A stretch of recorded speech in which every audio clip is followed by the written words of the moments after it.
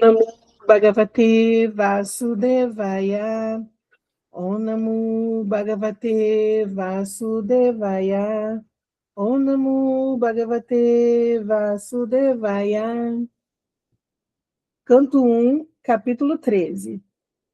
Dhritarashtra deixa o lar. Verso 13.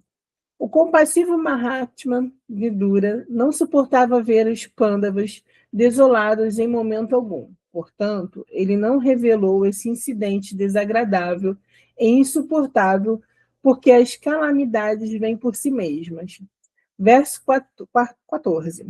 Então, Mahatma Vidura, sendo tratado como uma pessoa divina por seus parentes, permaneceu ali por um determinado período, apenas para retificar a mentalidade do seu irmão mais velho e, desta maneira, alegrar a todos os demais. Verso 13. Compassivo Mahatma Vidura não suportava ver os Pandavas desolados em momento algum. Portanto, ele não revelou esse incidente desagradável e insuportável, porque as calamidades vêm por si mesmas. Verso 14. Então, Mahatma Vidura, sendo tratado como uma pessoa divina por seus parentes, permaneceu ali por um determinado período apenas para retificar a mentalidade de seu irmão mais velho e, dessa maneira, alegrar a todos os demais.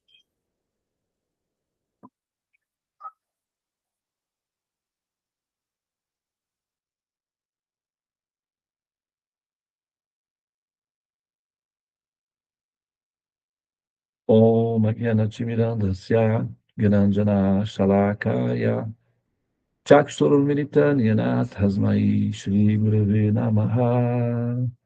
Om Srimad Bhagavatam, canto 1, capítulo 13, versos 13 e 14 em sânscrito. Dhritarashtra deixa o lar.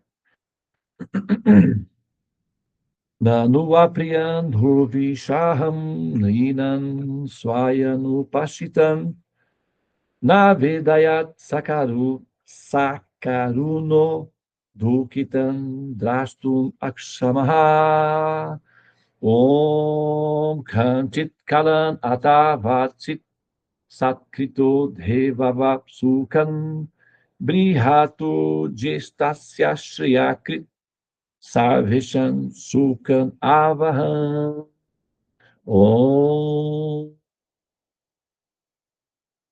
Hare Krishna, Krishna Krishna, Hare Hare, Hare Rama, Rama Rama, Hare Hare. Ó energia suprema, amor divina, ó Mahamantra, auspicioso, libertador do ser, desperta-me, eleva-me, envolve-me, protege-me. Hari Om, Shanti, Namaste, Om Tat Sat, Hare Krishna. Perdão. Tudo bem, pessoal? Vamos dar sequência aqui na nossa análise do contexto que nós estamos verificando aqui da descrição desse evento, né? Eu vou dar para vocês aqui para deixa eu só desligar um equipamento aqui que está... Só um minutinho, pessoal. Só... Pronto. Vou contar uma história para vocês. E essa é uma história real. Tá? História real. As minhas histórias, as histórias que eu conto, os eventos que me envolveram, coisas que aconteceram comigo, situações que eu vivi, eu não minto, tá? Eu não minto. Eu não tenho necessidade nenhuma de... Eu não tenho necessidade de criar histórias fantasiosas apenas para seduzir ou convencer vocês da autenticidade com a qual eu faço meu trabalho. Tá? Eu não tenho essa necessidade, não. E, assim, perante o Senhor Supremo, né, sob a supervisão do olhar do Senhor Supremo, eu conto as minhas histórias, ou relato os eventos pelos quais eu passei, com dignidade no coração, de que as minhas palavras são verdadeiras. Tá? Então, não estou tentando aqui parecer importante para vocês, ou, sei lá, uma coisa assim, tá bom? Eu não preciso disso. Os conhecimentos já são suficientes para me dar a autenticidade que eu preciso para levar adiante o meu trabalho com a dignidade que ele merece, né? Com o respeito que ele merece, tá? Então, estou fazendo essa fala antes, porque eu sei que vocês, né, já passaram por muitas religiões, já se conviveram com muitas, né, pessoas aí e tal, decepções, e a minha posição como guru, o momento atual, a posição de guru não está muito, vamos dizer assim, favorável. Vamos dizer que está um momento, está desfavorável para o guru, para o princípio do guru. Muitos gurus que, né, têm problemas de ordem psicológica, sexual, financeira, não sei, alguma coisa assim. Não é o meu caso, tá? Não é o meu caso. Eu não tenho nenhum envolvimento com drogas, não tenho envolvimento ilícito com as minhas filhas discípulas. Muitas delas vivem comigo diariamente, convivem comigo, crianças, eu sou cercado de crianças felizes, né? Então, no meu histórico, não há nenhuma relação que me desabone na minha pureza e no meu amor pelas crianças. As crianças são as principais testemunhas do meu relacionamento com elas. Então, qualquer criança que se relacione comigo pode ser perguntada acerca das minhas ações, do que elas sentem de mim, do que elas sentem de mim, comigo, enfim. A minha vida é pública, é aberta, só para vocês saberem que, tá? Eu sei o que eu estou fazendo e faço por amor, tá? Como, acho que foi não sei se foi o Jean Goulart, um, um, um presidente do Brasil, que acho que ele era militar, se não me engano, militar. General Geisel, uma coisa assim. Ernesto Geisel, uma coisa assim. Geisel, militar. Uma vez, não tenho certeza se foi ele que falou isso, mas ficou bem famoso, né? Até você poderia verificar para mim, Tula, se por favor, quem falou isso? Essa frase, ó. Uma vez perguntaram para esse presidente da República do Brasil, na época da ditadura militar, perguntou, mas por que o senhor fez isso? Aí ele respondeu, eu filo porque quilo. E ficou muito famosa essa frase, porque era autorizada, é uma frase correta. O português permite, a nossa nomenclatura gramatical permite essa combinação de palavras, mas é atípica, né? Então, eu filo porque quilo. Então, eu falo porque quero. Eu posso dizer também. Eu falo e faço porque quero. Eu faço porque eu quero, né? Assim, e faço por amor tudo que eu faço, tá? Então agora vamos à história. Inclusive, sobre essa questão com as crianças, na Índia, na Índia, eu fundei uma ONG, eu sou presidente e fundador de uma ONG na Índia, em associação com os professores indianos, numa cidade, recentemente acho que eu falei sobre isso, próximo ao Jânio Quadros, né? Eu filo porque quilo. E eu fundei com os professores indianos uma ONG para a proteção das crianças e assim, construção de escolas e tal. Chama-se School of Love. Os nossos parceiros são sul-coreanos. Então, durante 12 anos, eu saía da Índia, ia para a Coreia do Sul e passava de 3 a 5 meses na Coreia do Sul trabalhando e voltava com uma mala cheia de dólares e gastava com as crianças. Comprava, construía casa, construía escola, dava bicicleta, nossa, perdi as contas, roupas, assim, cheguei a comprar uma loja inteira de roupas, uma vez, e dei todo para as mulheres indianas e mulheres muçulmanas, inclusive. Então, a minha relação com os muçulmanos na Índia era uma relação que eles tinham muito amor por mim. Eu chegava tipo um Papai Noel, e eu entrava lá com as roupas normais de hindu, na vila de muçulmanos que hindus não entram, normalmente não entram. Eu entrava nas vilas dos muçulmanos e eles me recebiam em casa, me acolhiam com festa, as crianças me amavam, as crianças muçulmanas vinham, eles me chamavam de Mahashai. Mahachai significa prefeito. Aqui as nossas crianças aqui no nosso espaço, aqui a gente tem, né, na Gokula, me chamam também de prefeito. O prefeito, Deva é o nosso prefeito, porque aonde que eu chego, eles já sabem que tem muita comida gostosa, brinquedo, diversão e tal, etc. Nós estamos planejando para, no final do ano, adquirir um ônibus para levar as crianças para passear nos parques, nas festas dos Hare Krishnas, etc. Então, a minha presença entre as crianças é sinônimo de alegria, de felicidade, de festas, de comidas gostosas, de doces, de diversão, etc. Então, eu tenho esse bom karma de ser visto assim pelas crianças, né? E na Índia não era diferente. E a minha atenção especial são para as meninas. Por quê? As meninas, elas são mais carentes, mais vulneráveis, elas são mais docinhas de lidar também, é mais facinho de lidar com elas, principalmente no tocante, no que diz respeito a presentes, né? Elas são muito mais alegres na hora de receber os presentes e tal. E na Índia, principalmente, as meninas são secundárias, né? Então, o que acontece?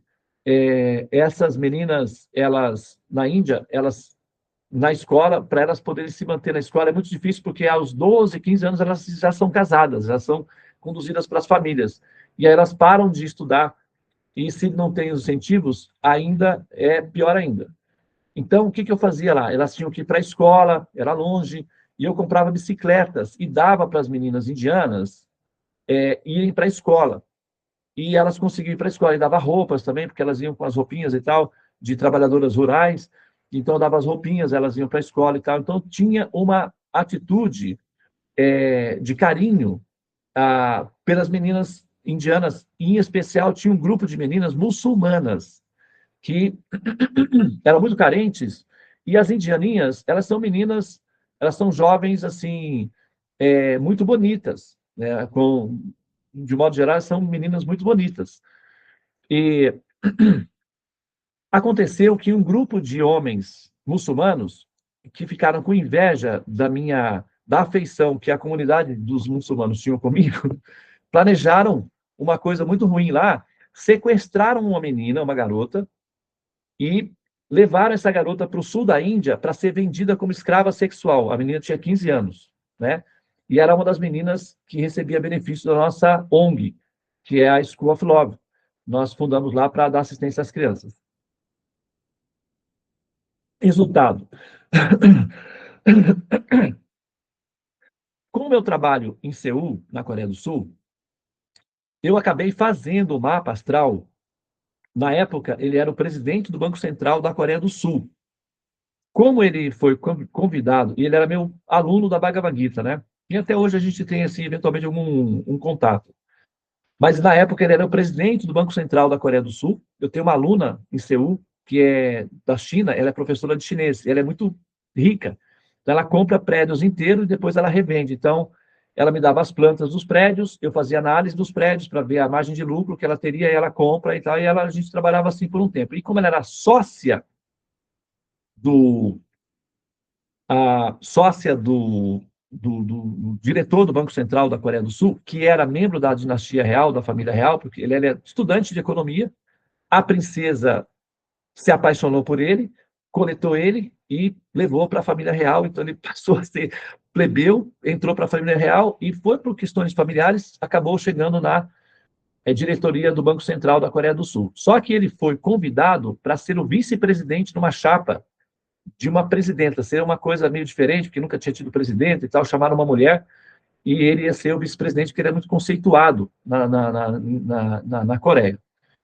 E aí, eu estava na Índia, ele me ligou, mandou um e-mail e falou: Mr. Devananda, eu preciso que você venha o mais rápido possível, porque tem um assunto muito urgente para tratar com você.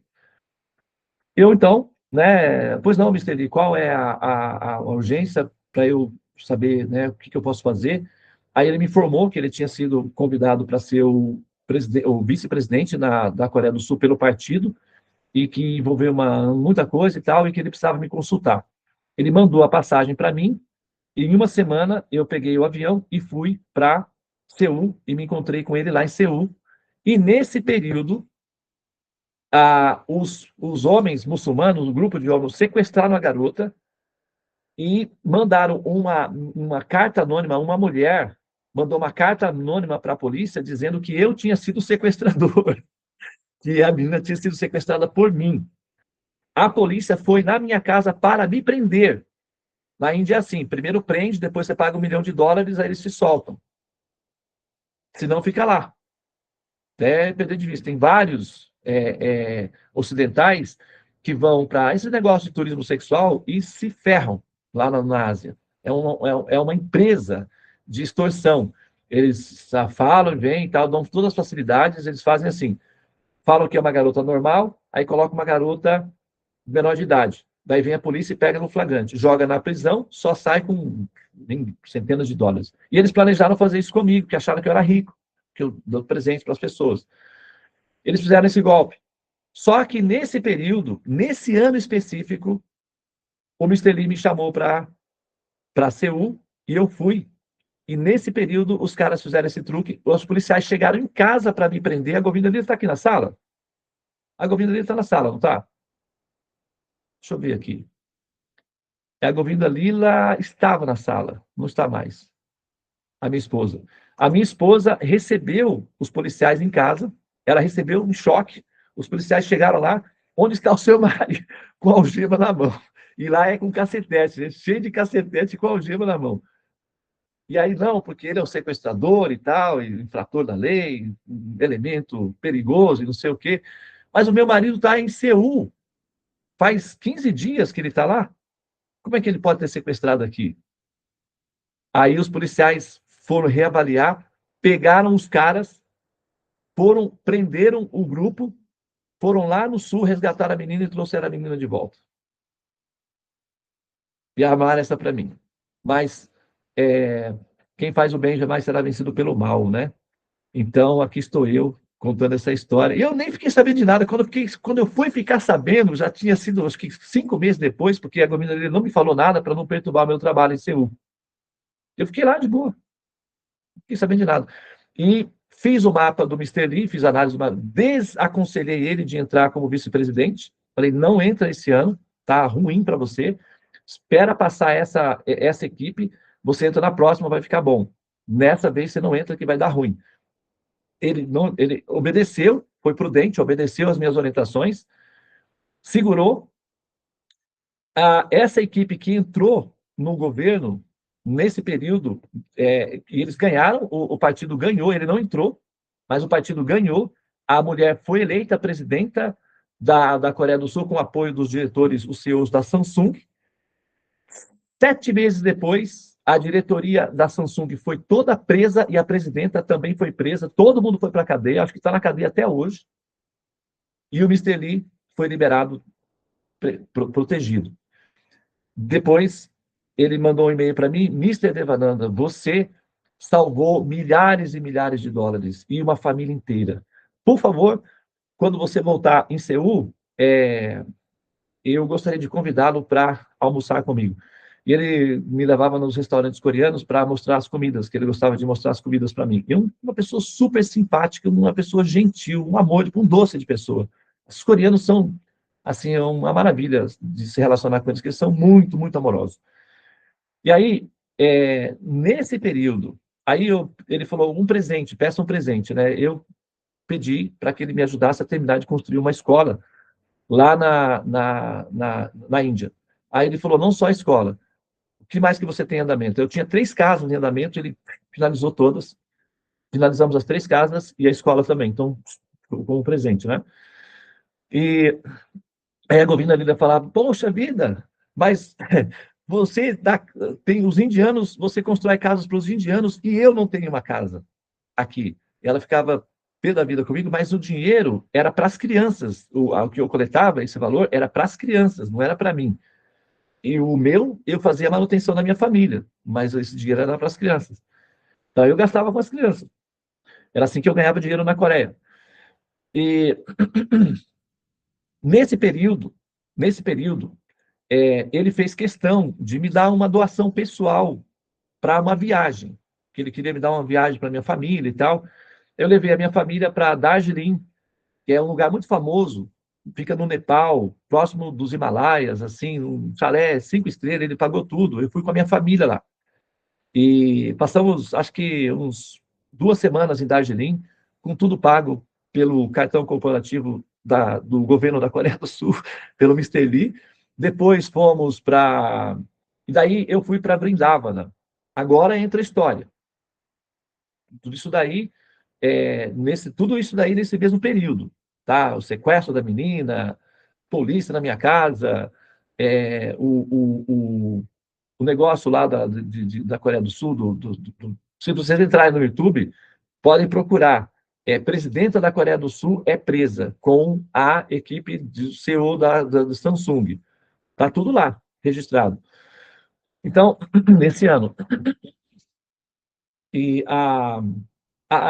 essa aluna minha em Seul, ela se tornou devota de Krishna, foi iniciada por um guru importante lá na ISKCON da Índia, e comprou um apartamento lá em Mayapur, né, no lugar onde a gente mora. E eu levei algumas famílias de Seul para Mayapur, e crianças, eu amo as crianças coreanas, nossa, as criancinhas coreanas são adotáveis, você olha e fala, que é tudo, elas são muito fofinhas, parecem aqueles bichinhos fofinhos assim, né, aqueles olhinhos assim, são muito lindas, as criancinhas coreanas são muito lindas. E aí, levei algumas famílias para lá, então nesse período eu peguei e fui para Vrindavana. Agora a gente vai entrar aqui no tema, que é o que eu quero contar para vocês, dar uma volta aí nas histórias da vida aí, para a gente chegar nesse ponto aqui. Porque nesse período, como eu tinha uma reserva boa, que eu recebi de presente lá do pessoal da Coreia, eu então falei, eu vou agora fazer uma viagem, vou para Vrindavana, e vou ficar lá um mês em Vrindavana, de boa, suave na nave, só chorando de amor por Krishna e de saudades, enfim, de alma, né? Pensei nisso daí. E é isso mesmo que acontece quando você vai em Vrindavana e ela permite com que você entre. Tem duas Vrindavanas, uma que você vê que é cheia de prédios, cachorro, tem vaca, tem porco na rua, carro. Essa todos veem, essa daí. A todos que conseguem chegar veem.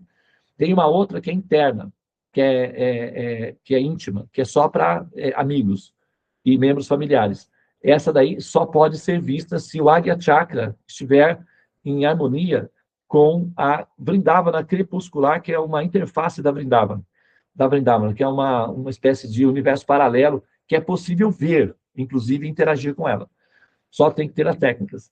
E aí, eu fui admitido, né? Eu fui aceita como alma nessa Vrindavana, nessa interface, que é na crepuscular. Então, por conta disso, eu andava chorando o dia inteiro. Por onde eu passava, eu sentia as emoções, os êxtases, e chorava. Chorava o tempo todo, de felicidade, de saudades, de amor, de ternura, e só andava chorando.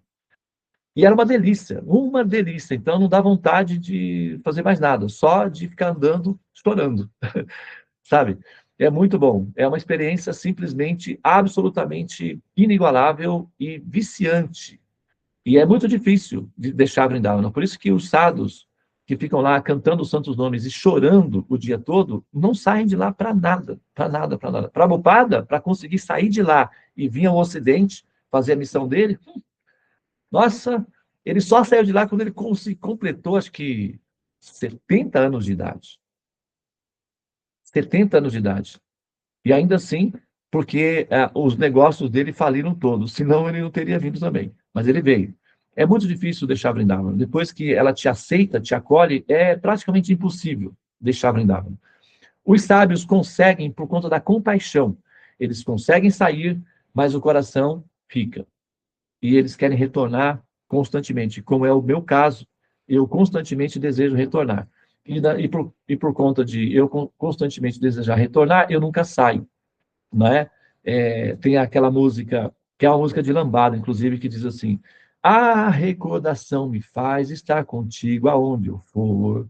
Então, a recordação dos ambientes sagrados faz com que nós fiquemos conectadas com esses ambientes sagrados. Nós nunca deixamos esses ambientes sagrados. Então, nós vivemos dentro de um ambiente sagrado 24 horas por dia devido às nossas saudades e realizações desses ambientes sagrados, tá? É assim que acontece normalmente com todas as almas que são acolhidas pela Vrindavana. Muito bem. Perdão, pessoal, só um minutinho, por favor.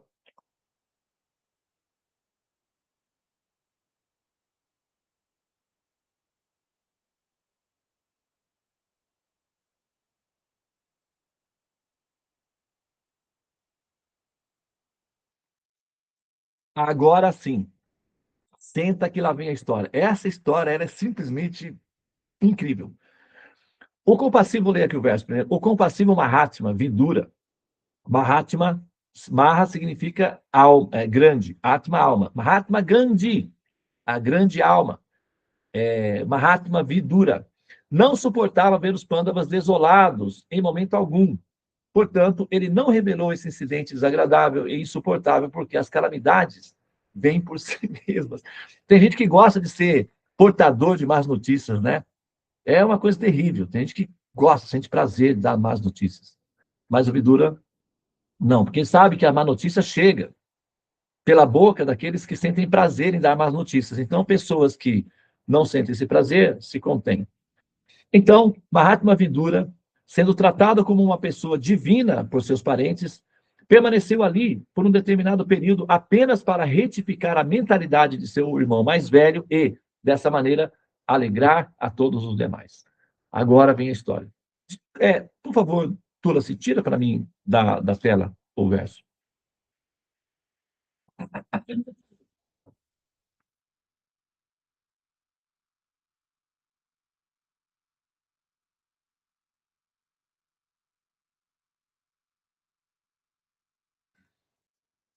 Muito bem. Olha só. É, algum de vocês já teve a oportunidade de ver um São Francisco de Assis pessoalmente? Falar com o São Francisco de Assis, com uma espécie de Padre Pio? Alguém já teve contato com um São Francisco real? Já viu? Já falou com o São Francisco real? Alguém já teve essa experiência aí? Tem gente que tem, né? Tem muitas pessoas assim, por aí. E muitas vezes incógnitos. Então, na Índia é muito comum a gente se esbarrar nesse tipo de pessoas. É muito comum. Aqui no Brasil, não é muito comum você esbarrar em jogador de futebol, ver jogador de futebol. No Rio, por exemplo, você está lá, todo mundo lá, jogador de futebol, lá, Romário, isso aqui, sumidade internacional, você vê assim, pessoalmente, não é assim? No Brasil é assim, né? Jogador de futebol. Atores, atrizes de novela, você vai na Praia do Rio, você se esbarra com eles lá. É tipo assim, brother, ali do dia a dia, né? Na Índia, são pessoas santas, no naipe de São Francisco de Assis, Padre Pio, Copertino, e por aí vai. Gandhi. É como você esbarra neles, você fala com eles, você vê eles, você ri com eles. Eles são divertidos também, viu? Eles têm bom humor. Alguns, outros não. Então, é muito comum isso daí. E eu fui para Vrindavana e fazia tempo que eu não ia. Eu tinha ido uma vez, depois passou muitos anos, e nesse ano eu estava assim, suave, né? Com caixa. Eu falei, vou agora, né, aproveitar o bom karma que o destino está oferecendo. E fui para Vrindavana e fiquei hospedado num ashram que tinha um terreno que era um curral. E de repente cheguei lá, tinha um hotel 5 estrelas, do tamanho de não sei do que, de um prédio, uma cidadezinha, que tudo assim, e um hotel absurdo, assim, gigante. Que loucura, cara. De uma hora para outra, pá, o hotel apareceu lá. De uma hora para outra não, fiquei uns 2, 3 anos sem ir lá, né? Mas assim, uns templos gigantescos, assim, uns negócios absurdos. Lá ainda é tudo assim, agressivo, assim. Pá, você chega, é um choque, um choque. Tem um pessoal no Tata lá, todas as famílias ricas constroem templos e eles competem entre si, igual crianças competem com figurinha, meninas competem com roupa, lá os homens ricos competem com templos. Então, cada um é mais assim agressivo, exuberante que o outro. E eles se divertem com isso, porque é piedoso, as famílias, é muito interessante. E tem uma empresa chamada Tata, que é tipo Votorantim aqui no Brasil, domina todo o comércio de aço na Índia. Talvez, parece que é a empresa mais rica do mundo no ramo de aço e, se eu não me engano, o homem mais rico do mundo é dessa família. A casa mais rica do mundo fica em Bombay e é pertencente a esse homem. Se procurarem, a casa mais cara do mundo é de propriedade desse indiano que é de Mumbai. Eu acho uma casa esquisita, parece um monte de caixa assim, em cima da outra. Assim, tipo, mas tem uns equipamentos, tecnologia lá, que é a casa mais rica do mundo, é dele, é dessa família. E esse prédio é dessa empresa aí. Bom, gente, só mais um minuto.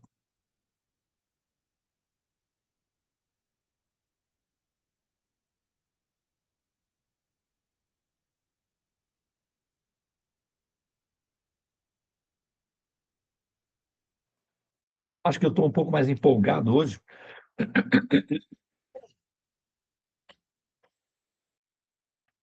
Bom, é,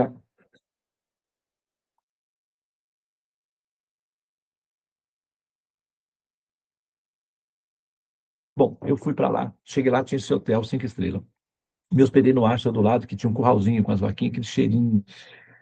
Ai, aquele cheirinho de curral, com cheirinho de fumaça, com barulho de sininhos, de mantras, cheirinho de chai. Nossa, que delícia! Chapate, aquelas comidinhas assim, aqueles cheiros de comida de manhã, que o pessoal cozinha logo de manhã. É simplesmente um sonho. E eu estava lá sonhando vivo, acordado, né? E, de repente,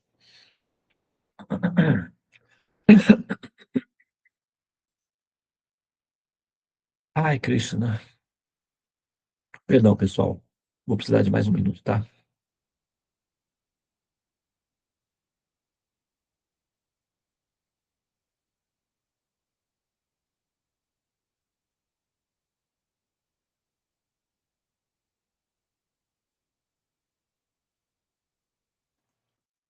Quem sabe agora?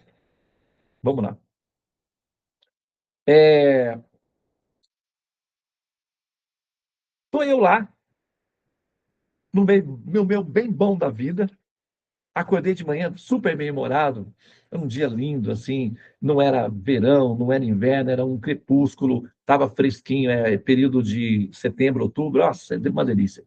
E aí eu estava esperando, todos os dias eu ia pegar o rickshaw, tinha um rickshaw que já me pegava, ele sabia onde que eu ia e tal, ele chegava lá naquele horário. O rickshawala, que é aquele carretinha lá, o pessoal de bicicleta, na época ainda era bicicleta. Hoje em dia não pode mais, é tudo bicicleta elétrica, que está proibido, mas antes tinha o rickshawala. E aí ele chegava e tal, mas não daquela que puxa com a mão, com bicicleta. Ele chegava, beleza, sentava, e do lado, na frente do hotel, lá na Índia, assim, umas coisas bem diferentes. Você tem um hotel 5 estrelas, super chique, com um jardim assim, exuberante, e na frente, com vários mendigos morando. E tá tudo bem. O pessoal não se incomoda, não. Os mendigos ficam lá. Porque eles se misturam. Os mendigos e os homens santos se parecem muito, com a diferença que os homens santos são limpinhos e os mendigos são sujinhos. É a diferença que você vê. Quando você vê um homem santo mendicando, mas limpinho, é um homem santo. Se ele estiver sujo, é só um mendigo. É assim que você identifica um homem santo, uma mulher santa de mendigos. Mendigos são maltrapilhos, sujos e sem gestão emocional, sem gerência pessoal. Os homens santos são pobres, mas eles são limpinhos e são perfumados. Você chega perto deles, eles estão cheirando essência, o cheiro da tílaca, eles são perfumados. Os mendigos não são, tá?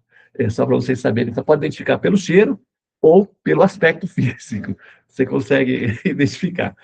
Mas é, é, o, eles transitam entre si, tá? Então, muitas pessoas inexperientes confundem os homens santos com mendigos e tratam os homens santos como mendigos. E é um erro de cálculo isso daí, tá? Então, quando a gente for para a Índia, vamos fazer um grupo para ir para a Índia, eu vou dar um treinamento para vocês saberem como lidar com os indianos para identificar, né, quem são, quem não são. Mas eu estava lá e tinha um mendigo, tinha característica de mendigo, ele dormia na frente do hotel, na calçada, com um lençol na cabeça dele. E aí, nesse caso, a, eu estava ali e tal, para mim, estava acostumado com muitos mendigos, e ele estava sempre ali. O Chokdar, que é o homem da guarita, que é o sentinela, ficava ali e eu conversava com o Chokdar, né? Eu estava aprendendo um pouco de hindi, aí eu trocava umas palavras com ele, e eu falava bengali e ele falava hindi. E ele não entendia o que eu falava, porque o indiano, ele não entende o bengali, e embora são todos indianos, né? Os dialetos são diferentes, ele não entendia o que eu falava. E eu falava com ele bengali, ele estava ensinando ele a falar bengali e ele ensinava eu a falar hindi. A gente fez amizade, né, com o sentinela. Um dia eu estava ali, esse mendigo estava lá, cheio de comida, não sei o quê, papel, uma bagunça assim, uma presepada total ali, um negócio assim bem. E aí, na frente do hotel, vem primeiro um carro preto, parece cinema, né? Aqui na Índia, tem muito cena de cinema, eles gravam assim na rua, e os indianos adoram participar de coadjuvante. Eu estava lá, e aí veio um carrão preto de cinema, tipo, sabe, sei lá, árabe, aqueles carrão grandão assim, aí desceu 4 montanhas de dentro do carro, assim, de preto. Eu falei, eu pensei, nossa, esse aqui parece um filme, Homem de Preto. Os caras, assim, poderosos, assim, bigodão, assim, bonitos, os caras bonitos, assim, uns indianos fortes, sabe, de cinema mesmo. E aí parou uma limousine branca, apavorante, branca, com detalhes dourados, assim, um negócio terrível. Eu nunca tinha visto na minha vida uma limousine. Pessoalmente, eu vi ali e fiquei assim, né, estarrecido. Aí parou outro carro grande atrás, desceram 8 homens gigantes, cercaram a rua, fechou a rua, pai veio, abriu a porta da limusine, desceu uma mulher, uma senhora, tipo uns 40 anos, 45 anos assim, de doer o coração, assim, de doer o coração, de tão linda. Ela parecia era uma rainha, literalmente uma rainha. Eu achei que eram pessoas da Arábia, árabes, que estavam vindo. Porque aquilo ali eu só tinha visto na ideia de Dubai, essas coisas assim, né? Falei, são os árabes, é um sheik, alguma coisa assim. Desceu uma senhora extremamente linda, cheia de joias, enfeitada. Eles colocaram um tapete para ela pisar, os guarda-costas, né? Eles não estavam armados, mas colocaram o tapete, abriram a porta, desceu a rainha. Daqui a pouco desce atrás a princesa. Gente, se a rainha já era assim, fora do normal, a princesa parecia uma. Sabe dessas meninas de inteligência artificial que tem? Ela parecia uma menina de inteligência artificial. Só um minutinho, pessoal. Um segundinho só. Deixa eu só resolver um assunto aqui.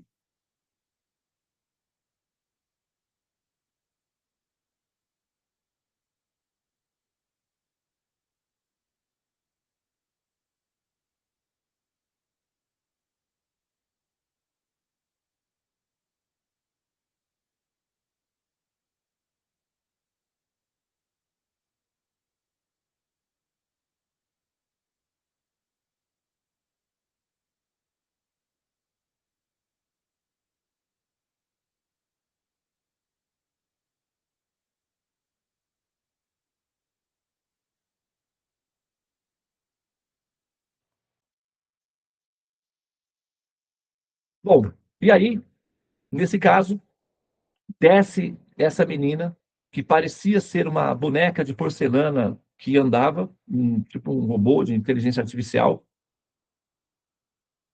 e o cheiro delas, o perfume que saiu de dentro do carro, eu olhei para o senhor que dá, e ele fez assim, ó, fez aquela carinha, que sorriso.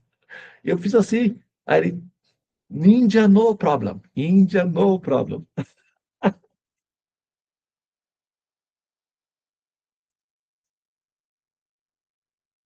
Eu achei que eu estava dentro de um filme, e fiquei olhando, procurando assim os drones, as câmeras. Eu falei, não é possível, isso aqui estão fazendo uma filmagem aqui. Eu vou aparecer no filme indiano. Eu já tinha sido confundido como Antônio Banderas uma vez dentro do avião. O pessoal veio até trazer guirlanda de flor para mim no aeroporto. O diretor do aeroporto veio, colocou guirlanda. Eu acho que eu contei essa história. Eu vou contar um dia para vocês. Eles me confundiram com Antônio Banderas. E aí me deram a chave do aeroporto. Eu tenho a chave, está lá na Índia ainda, até hoje. Eu fiquei quieto, né? Só curti. Os dias são todos divertidos. Aí eu entrei na brincadeira deles lá, mas isso é outra história. Agora, eu achei que estava num filme, eu vou aparecer num filme. Não tinha drone, não tinha câmera, não tinha nada. As mulheres, olha só o que elas fizeram. Vai vendo, vai vendo. As mulheres foram até esse mendigo, os caras colocaram um tapete para elas se ajoelharam na frente dele. Se ajoelharam e ficaram rezando. Ele estava com o lençol na cabeça e elas ficaram rezando, falando mantras e rezando. E eu olhei para o Sokidá, para o ciente dela, ele, India, no problem, no problem. Eu falei, ok, tá bom então. E elas ficaram lá rezando uns 5 minutinhos. O mendigo se injuriou, tirou o lençol da cabeça e disse, cholo, cholo, cholo, taratari, cholo, tora, tora, cholo, cholo. E pá, colocou de volta o lençol da cabeça. Deu uma bronca nas mulheres lá. Cholo, cholo, tora, tari, cholo, cholo, cholo, cholo, baba. E voltou a jogar, cholo, cholo, vai embora, vai embora, vai, vai. Mete o pé, some daqui, vai embora, criatura. E aí ele fez assim, cholo, cholo. Aí olhou pro sentinela e falou, a tchê, cholo, tipo assim, deu ordem pro sentinela para mandar as mulheres embora. O sentinela chegou perto das senhoras e disse, Mataji, Mataji, Mataji, Mataji, Mataji. Ué, o mendigo dá ordem no sentinela, o sentinela vem e pede para as mulheres ir embora, os seguranças não fazem nada, seguranças todos parados lá olhando, tá bom. Daqui a pouco vem o segurança, a rainha, né, faz um gesto, vem o segurança e coloca um envelope na mão dela. Ela coloca o envelope na mão da filha. A filha faz esse gesto, né, toca na cabeça aqui e entrega na mão do mendigo. Fica assim segurando. Aí ela fala alguma coisinha, o mendigo pega, tira o lençol, pega o envelope, rasga e joga. Aí o sentinela vai, o sentinela veio já com uma sacolinha. Pega o envelope rasgado, coloca dentro da sacolinha e volta para a casinha. E aí ele fala para elas, Cholo, quer dizer, vai embora. Ele coloca de volta, elas chorando, chorando, volta para o carro, os seguranças fecham e vão embora. Eu vi tudo isso. Não tem o pessoal que fala, eu vi com esses olhos que a terra há de comer um dia. Não é assim? Então, eu vi com esses olhos. Eu fiquei mesmerizado, né? Não, peraí, tem alguma coisa acontecendo aqui que eu preciso saber o que está acontecendo aqui. Aí o pessoal saiu todo mundo, eu fui lá, dei uma olhada, cheguei mais perto do mendigo e falei, Hare Baba, Hare Krishna. Ele só com a mãozinha assim, nem falou.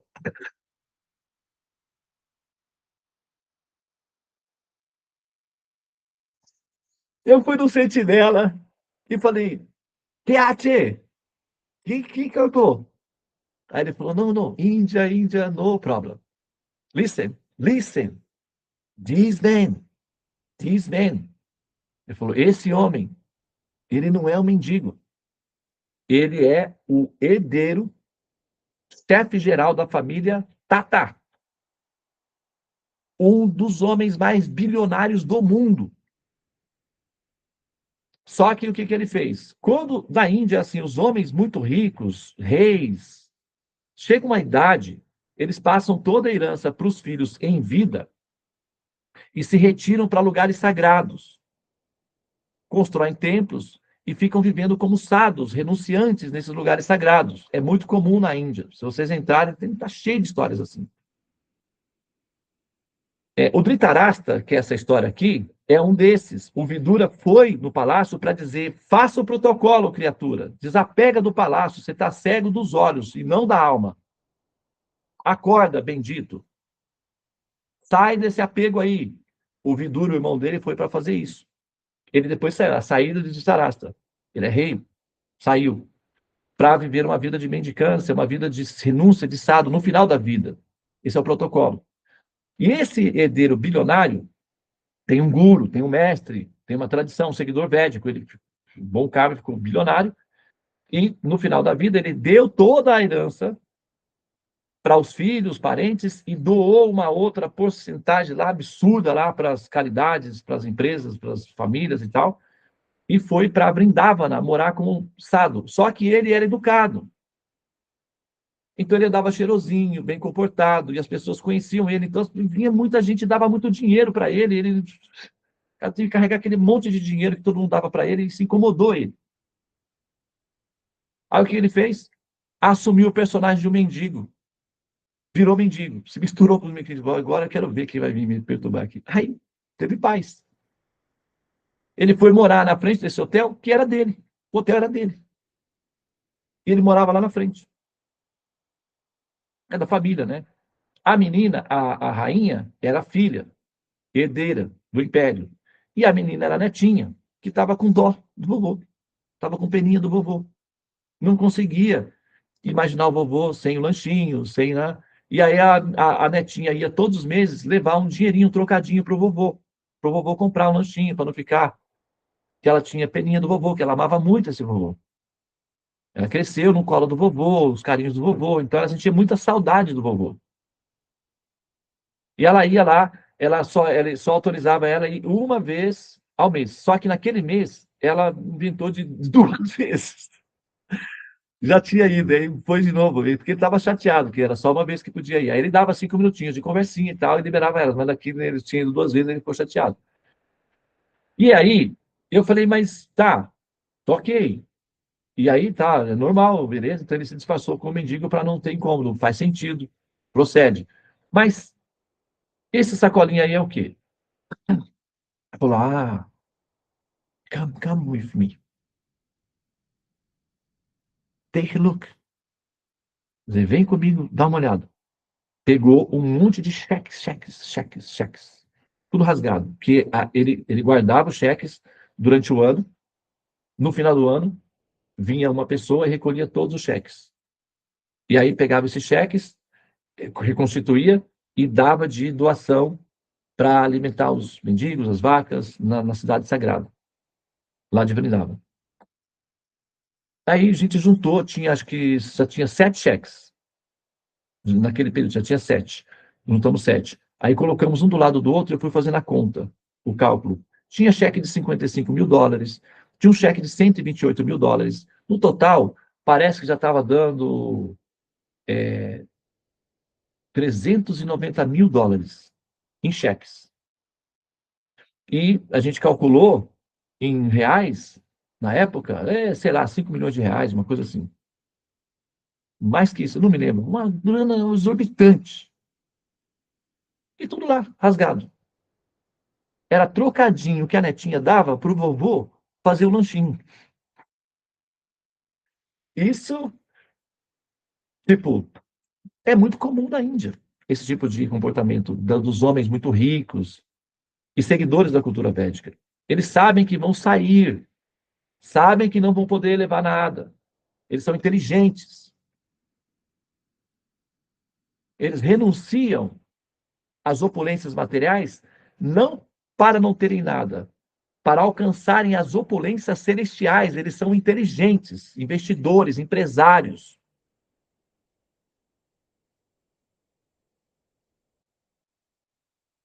São Francisco de Assis, por exemplo,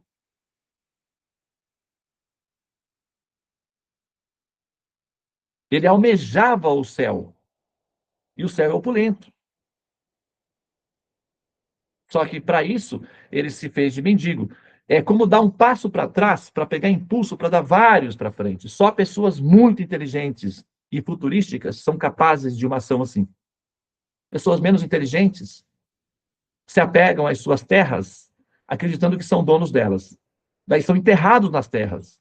Quem é dono de quem? A terra é dono ou a pessoa é o dono da terra?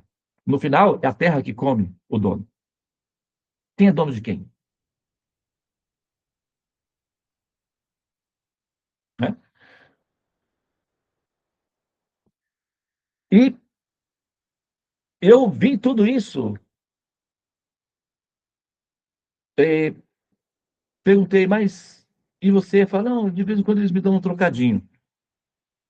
Aí ele mostrou, that is my car. Um carro chique. Ele é só um sentinela, não é normal. Presente da família para garantir que o mendigo não fique sem fome. Então ele, o sentinela sai, vai lá no hotel, pega a comida, volta e dá para ele diariamente.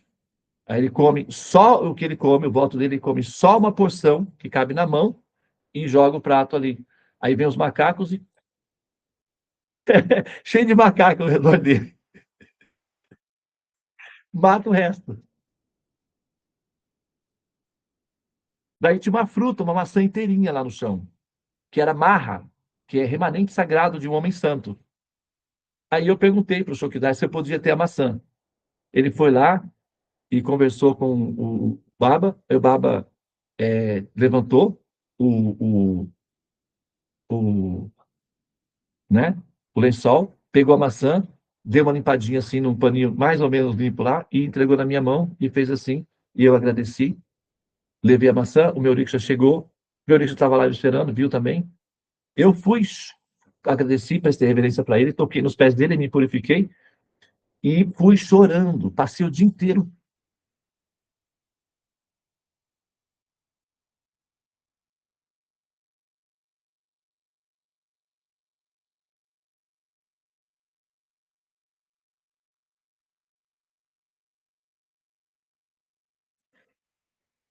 Eu me lembro, eu me lembro que naquele momento eu fechei meus olhos e falei, Krishna, eu tenho olhos para ver isso. E os meus olhos são saudáveis, os meus ouvidos estão saudáveis. Eu vi tudo isso. E isso é um presente. Eu poderia ter ficado em qualquer outro lugar, mas você me permitiu ver isso. Então, o meu amor por você aumentou mais, só por poder ter visto isso. E todas as vezes que eu conto essa história, as emoções sentidas ali no momento voltam novamente. Então, Vrindavana não é um lugar comum na Terra, tá? É por isso que nós ansiamos para voltar a Vrindavana e estar lá. Nós ficamos no Ocidente, entre as pessoas comuns, por compaixão, por amor, por ternura a elas, com vidura. Ele voltou para casa, não porque ele queria voltar para o palácio para pegar uma comidinha ou para ter um quarto para dormir. Ele voltou por compaixão dos irmãos que estavam presos nos trâmites, nas tramas, na rede da ilusão. Por compaixão. Essa compaixão é a única força que consegue tirar uma pessoa realizada de Vrindavana para fora dela. Mas nunca levam consigo o coração. Eles levam a razão, o conhecimento. O coração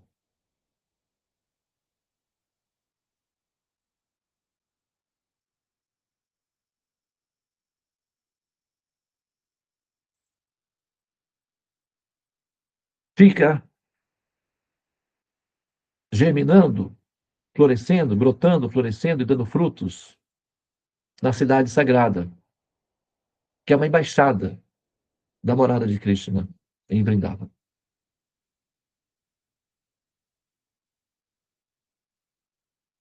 Muito bem. Foi bom ter falado isso.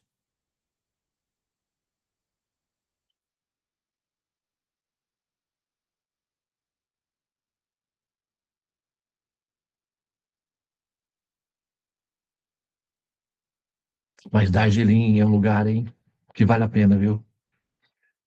Darjeeling. Se você quer ir para a Índia, para um lugar chique, gracioso, assim, Darjeeling. Tem até um filme, Um Trem para Darjeeling, que foi feito junto na mesma época dos 7 anos para o Tibete, uma coisa assim. Você pegar no YouTube, você vai ver Um Trem para Darjeeling. Aí mostra, é um filme que conta uma história, um filme romântico dessa cidade aí. De lá, do chalé onde nós ficamos hospedados, dava para ver uma montanha chamada Annapurna, que significa a mãe que nutre, no Nepal, próximo do Monte Everest. Fica assim, da cidade ainda para ver o pico do Everest, o pico. Mas a cadeia chamada Annapurna fica assim, você abre a janela, está lá na frente. Que é na verdade, a Annapurna é considerada a filha do Everest. O Everest é o pai e a Annapurna é a filha com suas associadinhas, suas amiguinhas, que são as montanhas menores, na mitologia védica, né? Bom, alguém gostaria de comentar alguma coisa? Falar alguma coisa? Nós já estendemos bastante hoje, né? Mas vocês estão aí possivelmente por livre, espontânea vontade, né? algumas nem tanto, porque são minhas alunas, têm assim um certo protocolo de estar comigo, né, em algumas ocasiões, mas está gravado aqui, né? Eu acho que, né, assim, outras pessoas depois poderão assistir esse vídeo. Nós vamos disponibilizar, né, para vocês aí, tá, Brenda? Faz uma edição, tá bom? Desse vídeo aqui e disponibiliza lá nos grupos para o pessoal conhecer um pouco dessa história que eu acho que vale a pena, né? Conhecer essa história. Não sei o que foi que aconteceu com o nosso Sado, mas é assim, as pessoas começaram a ter muitos milagres com ele, né? Porque as pessoas tocavam nele e aí pegavam o bom karma da prosperidade, aí já viu, né? Ele não teve mais sossego, é tipo uma pedra filosofal que daquele rei Midas, né, que tocava vira ouro, quem tocava nele ficava, sei lá, próspero, e aí ninguém deixou mais ele em paz, até que ele virou mendigo, é o que quero ver. Os únicos que se davam bem a partir daí eram os macacos. Ele foi muito esperto. Uau, é empresário, né? Negociante, estrategista, então deu um golpe de mestre lá. Bom, então é isso, pessoal, tá? Muito obrigado pela atenção de vocês. Namastê. Hare Krishna, Krishna Krishna, Hare Hare, Hare Rama, Rama Rama, Hare Hare. Ó energia suprema, amor divina, ó Mahamantra, libertador do ser, desperta-me, eleva-me, envolve-me, protege-me. Hare Om Shanti, Namastê, Om Tat Sat, Hare Krishna.